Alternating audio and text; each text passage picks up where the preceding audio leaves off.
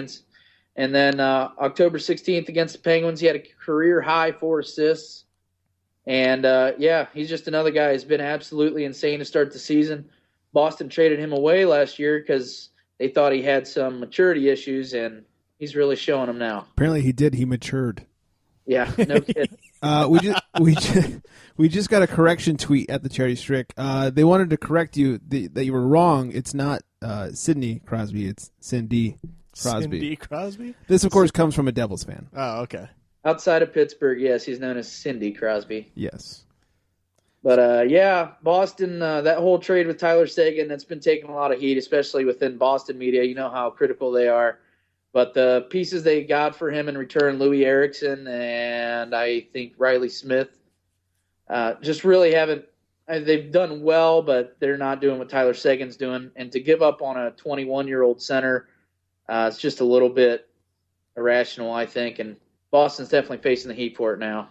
Well, fuck Boston. Not that I care about hockey, just being a Lakers fan. Fuck Boston. In general, nobody likes Boston. If you're from outside of Boston, you hate Boston. But if you're from Boston, there's nothing you would blow more than the city of Boston. Boston. I have a former stepbrother who's from, his family, he's not even from Boston. Mm-hmm. Oh, my God. Every other fucking word out of his mouth is Boston. Yeah, he's Boston, born there and lived here basically his whole life. Since he was like 3 days old. His mom was a whore. Still is. It's true. She's still living, Greg. Well, she'll be missed. Stepbrother, or what do you call him? Yeah, former stepbrother. Former stepbrother. Yeah, she'll be missed. So, one of the many mistakes his dad made. Oh, wow. I wasn't going to call him out. Anyways, back to hockey. Okay, let's drift towards a story, a little more towards Greg's area here. Yeah, jizz. So Wild winger Thomas Vanek, things have gotten a little bit weird for him. During the summer, there's rumors going around that he was involved in some kind of gambling ring. And now there's reports that he's allegedly involved in a money laundering scheme.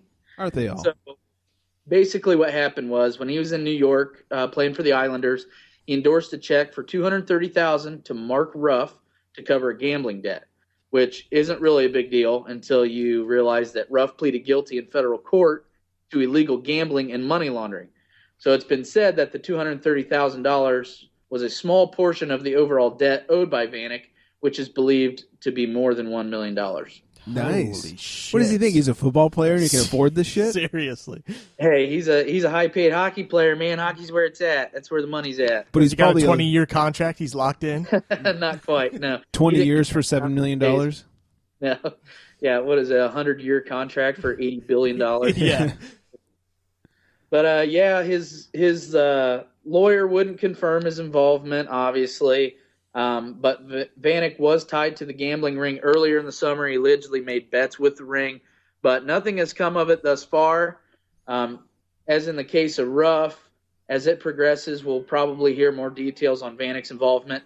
But right now it sounds like it's nothing more than a case of a rich athlete getting into some gambling debt with less than a credible character. So, Hey, we have a real hockey question for you. We were just twatted by Adam at the Charity Strick. Says, I have a hockey question. The Devils have many young, talented defensemen. Should they try to trade for a top prospect offensively? it's too early. There's a lot of teams that are probably looking to acquire talent right now, but there's not enough teams right now to ready to call it quits in the league. Buffalo would be a team that would be probably looking to unload, as well as Carolina, who are off to some really bad starts. But it's still too early in the season. There's, I'm sure, teams looking to put the feelers out to try and gauge the market right now.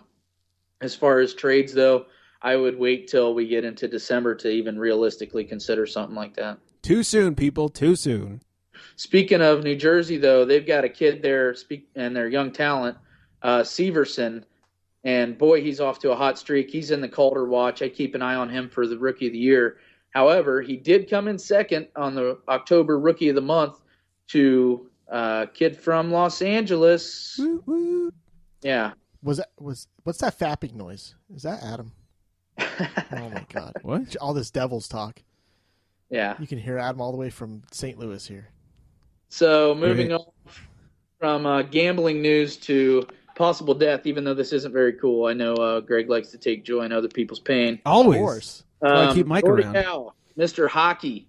Unfortunately, he's a hockey legend, and unfortunately, he has suffered a serious stroke. This has been out there a while. This happened last Sunday. But basically, someone early in the morning on Sunday said he suffered a really bad stroke. Luckily, his son is a doctor, Murray Howe, who heads the Department of Radiology at Toledo Hospital. But Gordie is recovering right now. The right side of his body is very, very weak. He's been unable to stand with help. He's been unable to speak, and or at least very, very difficult to speak. But he knows who he is. He knows the people around him. It's been difficult for him to get up and walk around, so he's pretty much confined to his bed right now, and they're just trying to keep him comfortable. He's in his 80s, and he was characterized as being fairly fit, I guess. He had spinal surgery early in the summer and had recovered from that, was walking a mile a day, and then, last Sunday morning had a stroke. So not fun to hear. Gordie Howe, one of the game's greats, and hopefully he recovers, and prayers for his family. You made that hard for me to take pleasure in other people's pain. Yeah. You. It is hard listening to a story about a legend just falling apart, because Gordie Howe he's one of the men of hockey. Yeah, and for those who maybe like hockey but don't know a lot about the history, I highly recommend looking up Gordie Howe, looking at some of his highlight tape, and just reading his story. He's an incredible guy, incredible character. He's done a lot for the game, not only on the ice but off the ice, and one of the longest tenured players. I believe holds the record for being the oldest player to ever play in a game at like 59 years old or something like that. So the guy played forever. He's got a heart of a lion, and have a hard time seeing this getting the best of him. And he didn't worry about no concussions like these young pussies nowadays. Yeah, Gordie Howe didn't even wear a helmet, kids. Come on. That's right. I was watching video of him the other day when I first heard about this. I was like, holy shit, that guy's not even wearing like the leather helmet. He's just out there kicking ass. What they did, man, took pucks to the face and everything. I wish they still did that. I'd watch again. Yeah. Just saying. Anything else, sir? All right. Yeah, I got one more here to finish off our segment. All right, Greg, finish us off. I promise you'll like this one. So I'm sure you guys know the porn star Lisa Ann. Oh, yeah. I've heard of Lisa Ann. She was the one that played Sarah Palin. Oh. Yeah. Pretty MILF. notorious adult film star. And she has taken to Twitter recently to publicly embarrass Michael Del Zotto, defenseman for the Philadelphia Flyers. That's random. And I tell you what, it sucks getting called out on Twitter, but it sucks even worse getting called out by a porn star. By a whore. I mean, porn star. Basically, she took to Twitter to ask him to stop asking her to set up dates for him. She's like, you're not Tiger Woods. No. So I've got a couple of her tweets here I want to read. Please. Yes, please. This is at 9:24 a.m. on November 2nd. She tweets out, "The most annoying texter in the history of my life has been ... hands down, Michael Del Zotto." Shocker, right? What? Next tweet is, "Yes, at Michael Del Zotto, the stud NHL player. For some reason, he thinks I am a dating service and will arrange dates for him." And it doesn't stop there. Was he trying to get her to set him up with other porn stars? He was texting her, trying to get her to set him up with her friends, yeah. And so they know each other, apparently, to some extent. But it goes further in detail here. We got two more tweets. So she goes on to say, "Strange, most guys want to date me, not use me to find other dates, but okay. I've asked him for 2 years to stop." Wow. Whoa, 2 years. So then she finishes it off by saying, "So girls, do me a favor. Just do the kid a favor and get it out of my hands. At Michael Del Zotto is looking for dates. Lots of them." Jesus Christ. He's going to get it now, though, too. That's the sad part. Del Zotto gets publicly embarrassed. Evidently, the dude's desperate for a date, and he's even texting his porn star friends asking them to hook him up. That's funny. You know what? He'll get all kinds of pussy because I took a nap today and I woke up and the show was on. It was like Jailhouse Wives or some shit like that, where it was all the wives of these guys that were in jail. And these chicks were fucking hot, and these dudes were in there for murder and all kinds of shit. So if his only... I like the bad boy! Right. I like when he uses this big gun. So if his only crime is tweeting some porn star because he knows she's a fucking whore, then he's getting all kinds of pussy. Yeah, he just did right by himself. I can't imagine a professional athlete making millions of dollars a year has a hard time getting laid. He must hate chicks that like hockey.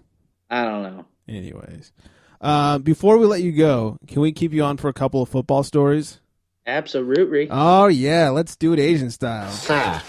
It's football nomenclature for when a quarterback is tackled behind the line of scrimmage.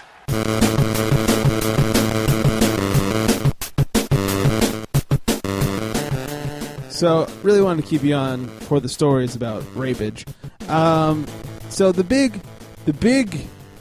I guess, weekend or big game this week was fucking Big Ben. I'm stuttering like a motherfucker.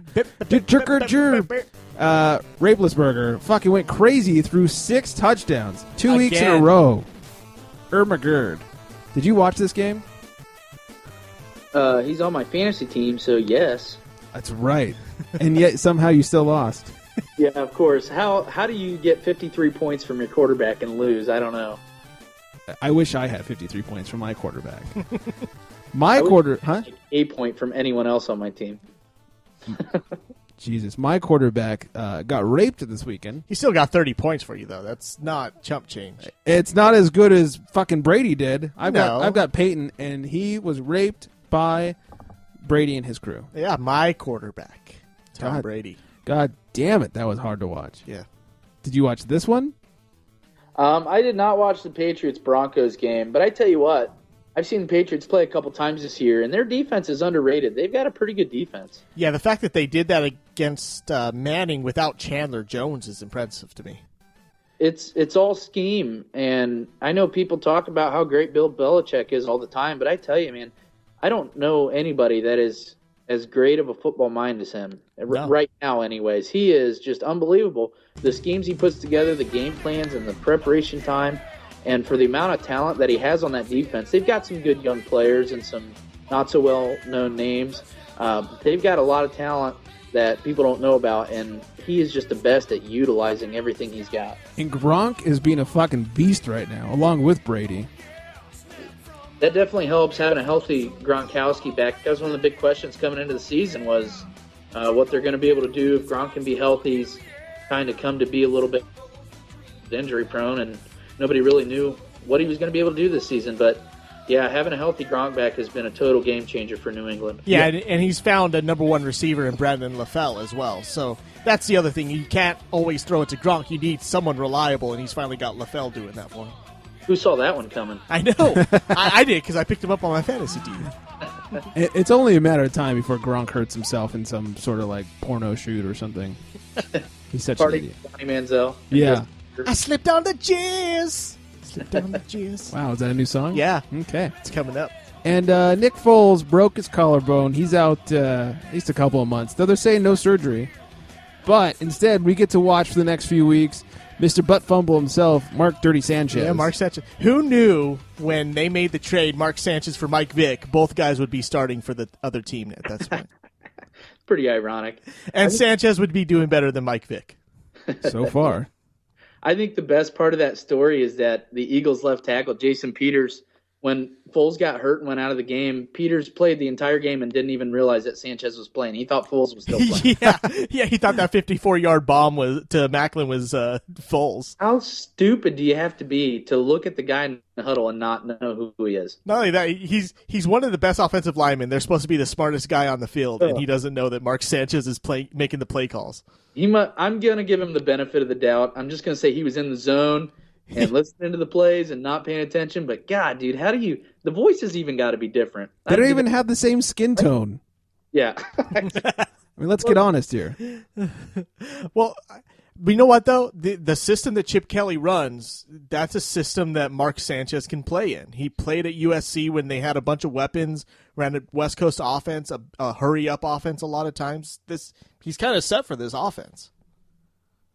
Yeah, I agree. Chip Kelly's another one of them coaches like Belichick is an absolutely insane game planner and puts in a lot of preparation. And he's a great offensive mind, and I think the betting odds are going to be skewed a little bit now with Sanchez in there, but I am still willing to go with Philadelphia moving forward, even with Sanchez at quarterback, just because Chip Kelly's going to be able to manage him and use him. What do we say the over/under is that on the amount of butt fumbles?